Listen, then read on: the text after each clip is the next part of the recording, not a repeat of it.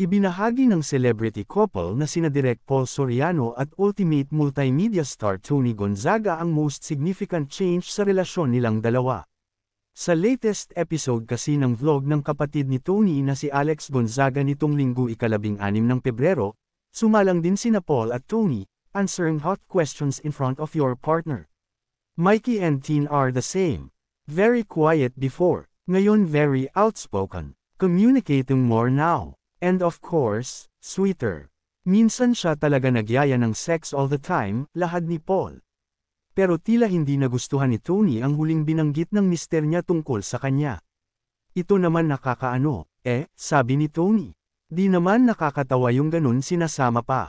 Gayunman, ibinahagi pa rin ng aktres ang most significant change ni Paul sa kanilang relasyon.